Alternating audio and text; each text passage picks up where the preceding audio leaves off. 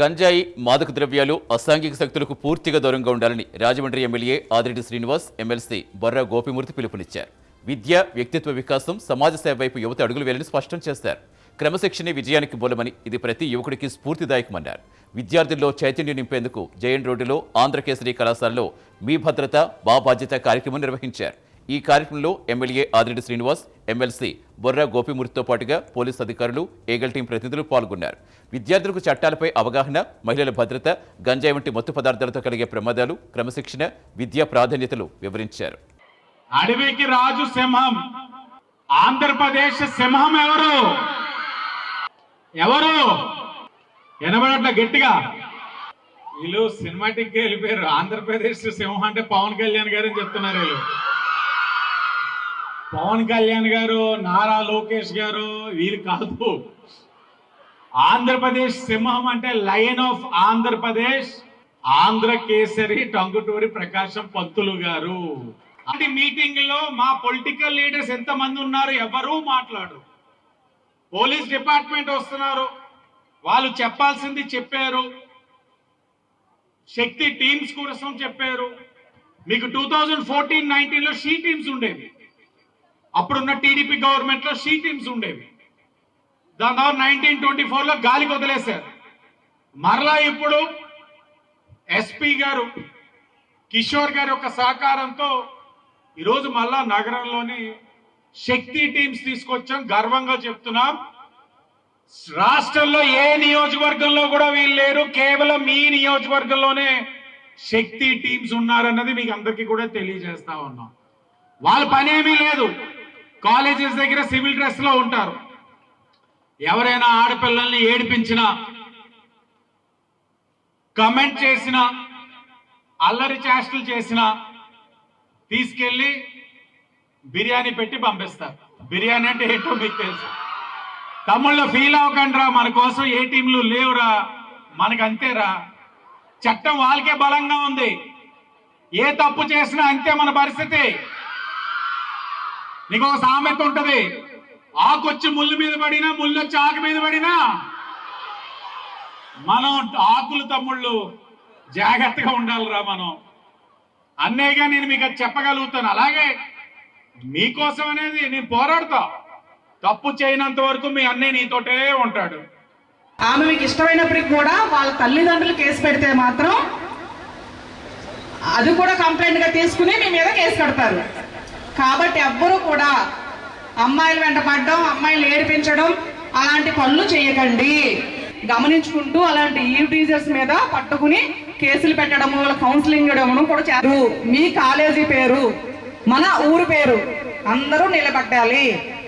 సరేనా? నేను 2 విషయాలు మీతో మాట్లాడదలుచుకున్నాను. ఒకటి యాక్సిడెంట్స్, ఇంకొకటి సైబర్ క్రైమ్. రీసెంట్గా నిన్న కాకుండా మొన్న ప్రాక్టికల్గా మాట్లాడతాను. మీరు చాలా సీరియస్గా తీసుకోండి. మీరు ఎంతవరకు తీసుకుంటారా అనేది అది మీకే వదిలేస్తారు. నిన్న కాకుండా మొన్న ఒక కాలేజ్ బస్సు ఉంది, దాంట్లో అమ్మాయిలు ఉన్నారు, అబ్బాయిలు ఉన్నారు. అదే కాలేజ్ స్టూడెంట్ కేటీఎం బైక్లో అమ్మాయిలకి కనబడేటట్టు అలా స్కిడ్ అంటే కట్ చేసుకుంటూ, తెలుసు కదా దాన్ని ఏదో అంటారు మీ భాషలో, అలా స్ట్రైక్ చేస్తూ ఆ బస్సును క్రాస్ చేస్తూ వెళ్తున్న బొలెరో వాహనాన్ని వెనకాల నుంచి ఢీకొట్టాడు. కొట్టిన వెంటనే ఇమీడియట్ గా బైక్ కింద స్కిడ్ అయిపోయి ఆ హ్యాండిల్ వెనకాల వీపులో నుంచి బయటకు వచ్చేసింది. రోజు సెలవు ఇస్తారు, ఫ్రెండ్స్ అందరూ 2 రోజులు బాధపడతారు. దాని తర్వాత తల్లిదండ్రులు వాళ్ళు పడే క్షోభ అది వర్ణనాతీతం. ఎందుకంటే చిన్న విషయం, 2 నిమిషాలు టైం ఎక్కువే తీసుకుంటాం మీకు ఈ విషయంలో. ఎందుకంటే మీ అందరికీ బైకులు ఉన్నాయి, అందరూ వితౌట్ లైసెన్స్, ఎవరికి లైసెన్స్ లేదు నాకు తెలిసి ఈ చివరి నుంచి ఆ చివరి దాకా. Why? Because you are all minors, majors కాలేదు ఇంకా. యు ఆర్ ఆల్ జూనియర్ స్టూడెంట్సేగా. జస్ట్ ఎవరికి లైసెన్స్ లేదు, అవునా? మీకు లైసెన్స్ వచ్చేంత వరకు మీరు మైనర్స్ కింద లెక్క. ముఖ్యంగా అమ్మాయిల కంటే కూడా అబ్బాయిల గురించి మాట్లాడదాం. అబ్బాయి కాలేజ్కి రాగానే నాన్న పిల్లల కోసం ఎంతసేపు చెప్తాము, రోజు చెప్తూనే ఉన్నాం. రోజు ఆ ఎస్ఐలు, మా ఎస్ఐలు హెల్మెట్ పెట్టుకోండి అంటే అందరూ వింటారు. వాట్ ఫర్ యు ఆర్, అసలు మీరు ఎందుకు ఆపారు సార్ మమ్మల్ని అడుగుతున్నారు. అమ్మ మీకు హెల్మెట్ లేదు కదా. ఓ హెల్మెట్ లేదా, ఓకే అంటే అంత ఈజీనెస్ అవుతుంది. ఎన్ని ఫైన్లు వేస్తున్నాం, అవేర్నెస్ చేస్తున్నాం, అయినా వినట్లేదు. ఏం చేస్తే వింటారు మీరు? ఒకటే చేయాలి మేము, ఫైనల్లీ బండి సీజ్ చేయాలి. నువ్వు హెల్మెట్ కొంటే తప్ప బండి ఇవ్వు అన్నట్టు చెప్పాలి. ఊరికే మా ఐ వాష్ కోసం బండి హెల్మెట్ కొంటారు, ఏముంది 1500 పెడితే హెల్మెట్ వస్తుంది, దాని తర్వాత మళ్ళీ మామూలే. సో అందరికీ దయచేసి చెప్తున్నాను, వితౌట్ లైసెన్స్ బండి నడపద్దు. It's up to you. మిమ్మల్ని చెడగొట్టడానికి చుట్టుపక్కల చాలా ఫోర్సెస్ ఉంటాయి, అవన్నీ తట్టుకొని మీరు మీ ఎయిమ్ గోల్ మీద ఎప్పుడు వెళ్తారో then only you will be achieve the goal, otherwise you will not. So రొటీన్గా మీటింగ్లు వింటున్నాం, ఇదే చెప్తున్నారు అనుకుంటే it's up to you. But ఇది మాత్రం ఒక 2-3 విషయాలు చెప్తున్నా. ఒకటి, టైం పోతే మళ్ళీ రాదుమా. మళ్ళీ చెప్తున్నా, టైం పోతే మళ్ళీ రాదు. మేము అనుకుంటాం మేము ఇన్స్పెక్టర్గా ఉండి అరే ఇంకొంచెం ఆ టైంలో ఇంకొంచెం చదివితే మేము ఇంకొంచెం పైకి వచ్చేవాళ్ళేమోనండి. అయిపోయింది, టైం అయిపోయింది. No, we have no chance. అలాగే బండి విషయాల్లో, డ్రైవింగ్ విషయాల్లో జాగ్రత్తగా తల్లిదండ్రులు నేర్పించకుండా వాళ్ళ యొక్క స్తోమత కూడా అర్థం చేసుకోవాలి, మంచి చెడ్డ అనేది. మీకు అన్ని సమకూరుస్తున్నాను, నాకు తెలుసు. మా జనరేషన్లో సమకూర్చున్నవి కూడా మీకు అన్ని సమకూరుస్తున్నాను. మీకు ఏది పిల్లలకి ఏ విషయంలో కూడా ఏ తల్లిదండ్రులు తక్కువ చేయట్లేదు. నవ్ ఏ డేస్, ప్రెసెంట్ డేస్ వాళ్ళు ఏం కావాలంటే అది కొనిపిస్తున్నారు. దాన్ని మనం సద్వినియోగం చేసుకోవాలి తప్ప పేరెంట్స్ని మనం దాన్ని ఏమంటారు యూటిలైజేషన్ మంచిగా ఉండాలి దాన్ని. ఇప్పుడు ఎవరైనా ధర్నాలు చేస్తుంటే పోలీసులు వచ్చి వాళ్ళని ఆపుతారా లేదా? అలానే ఆ టైంలో బ్రిటిషర్లే పోలీసులు, మొత్తం బ్రిటిషర్లే, కలెక్టర్లైనా బ్రిటిషర్లే, పోలీసులైనా బ్రిటిషర్లే, ఇంజనీర్లైనా బ్రిటిషర్లే. సో అలాంటి టైంలో టంగుటూరి ప్రకాశం పంతులు గారు ఒక 100 మందిని వేసుకొని సైమన్ కమిషన్కి ఆపోజిషన్గా స్లోగన్స్ చేస్తున్నారు. అప్పటికి టంగుటూరి ప్రకాశం పంతులు గారి వయసు 56 సంవత్సరాలు. వయసు ఎంత? 56 సంవత్సరాలు. ఇతని మీదకి పోలీసులు పంపించగానే అతను ఒక్కసారిగా చొక్కా చీల్చి దమ్ముంటే ఇక్కడ కాల్చండి అని చెప్పి గొట్టానికి, ఏదైతే మన తుపాకీ ఉంటది కదా, తుపాకీ గొట్టానికి గుండె చీల్చి చూపించాడు. ఆ దెబ్బకి బ్రిటిషర్లు కూడా భయపడిపోయారు. ఈయనేంటి ఎవరైనా చంపుతానంటే భయపడతారు, చంపుతానంటే చంపండి చంపండి అని చెప్పి ముందుకు వస్తున్నాడని చెప్పి దెబ్బకి అప్పుడు ఆంధ్ర కేసరి ఆంధ్ర కేసరి అని చెప్పి ఒక్కసారిగా స్లోగన్స్ ఇచ్చారు. ఏదైనా మనకంటే పెద్ద సమస్య వచ్చినప్పుడు మనం సాల్వ్ చేయడానికి ముందుకెళ్ళాలి కానీ భయపడకూడదు. అవునా కదా? అడవిలో చాలా జంతువులు ఉంటాయి, కానీ సింహాన్ని రాజెందుకు చేస్తారు? మిగతా ఏ జంతువు అయినా ఏదైనా అలికిడి వస్తే భయపడి పారిపోద్ది, కానీ సింహం భయపడదు. అలికిడి ఎక్కడి నుంచి వస్తుంది, ఎందుకు వస్తుంది, ఎటువైపు నుంచి వస్తుంది, నేను వెళ్ళి చూస్తా, దాని అంతు తేలుస్తా. ఒక్కటే అడుగు ముందుకేస్తుంది, మిగతా జంతువులన్నీ వెనక్కి వెళ్ళిపోతాయి.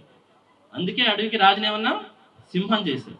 అంతేగాని సింహం రోజుకి 18 గంటలు నిద్రపోద్ది, తిని పడుకుంటుంది, అట్ట కాదు. ప్రాబ్లం వచ్చినప్పుడు అందరూ భయపడ్డా కూడా ఒక అడుగు ముందుకేస్తారు. అందుకని అడవికి రాజీనామా చేశారు, సింహాన్ని చేశారు. ఎందుకంటే చెప్తున్నా ఎంతో మంది ఆంధ్ర రాష్ట్రం మొత్తం తిరిగినా రాజమండ్రి వచ్చాక చాలా గొప్పలుగా మారుతారు. 5000 సంవత్సరాల కింద కట్టినటువంటి గుడులు, అనేక గుడులు. ఈ మధ్యన మోడీ గారు మహాబలిపురంలో చైనా వాళ్ళు వచ్చారు, చైనా అధ్యక్షుడు, ఆయన తీసుకెళ్లి మహాబలిపురం చూపించాడు. మహాబలిపురం చూపిస్తే ఇది ఎన్ని సంవత్సరాలు అంటే 5000 సంవత్సరాలు అన్నారు. అంటే 5000 సంవత్సరాల కిందట మహాబలిపురం కడితే ఇప్పటికి కూడా అది చెక్కు చెదరలేదు. ఇది మన జాతి యొక్క ఔన్నత్యం అనేటువంటి విషయాన్ని మీ అందరికి కూడా తెలియజేస్తున్నాను. అలాంటి దేశంలో మనం పుట్టాం. అలాంటి క్రమశిక్షణ, అలాంటి కమిట్మెంట్ మనలో కావాలి. క్రమశిక్షణ ఉండి కమిట్మెంట్ ఉంటే మీరు ఎవరు ఐఏఎస్ ఆఫీసర్లు అవుతారు, ఎవరు డాక్టర్లు అవుతారు, మీ తల్లిదండ్రులను ఎంత ఆనందపరుస్తారు, మీరు అమెరికా వెళ్తే ఎంత ఆనందపరుస్తారు. ఇవన్నీ ఎందుకు చెప్పారు ఆఫీసర్లు? మనం వినాలి. మన దేశంలో చైనా మనకంటే 50 సంవత్సరాల ముందు ఉందన్నారు చాలా మంది. అయితే చైనాలో వాళ్ళ ప్రధానమంత్రి చెప్పాడు ఏమనంటే, శుక్రవారం ఎవరు కూడా మోటార్ సైకిల్ నడపడానికి వీల్లేదు, కార్లు నడపడానికి వీల్లేదు, అందరూ ట్రైన్లో ప్రయాణించండి అని చెప్పాడు. మన ప్రధానమంత్రికి సపోజ్ అలా చెప్పాడు అనుకోండి, మన ముఖ్యమంత్రి గారు మీరు యాక్సెప్ట్ చేస్తారా? అంగీకరిస్తారా? హెల్మెట్ పెట్టుకోమంటేనే పెట్టుకోవడం లేదు. ఒకరోజు మనం ఏదైనా సౌకర్యాన్ని కోల్పోవడానికి మనం అంగీకరిస్తామా? ఇలా చేస్తే మన దేశం అభివృద్ధి చెందుద్ది. ఇలా చేస్తే మీరందరూ అభివృద్ధి చెందుతారు. మీ అభివృద్ధే దేశ అభివృద్ధి. మీ అందరి యొక్క అభివృద్ధి దేశ అభివృద్ధి.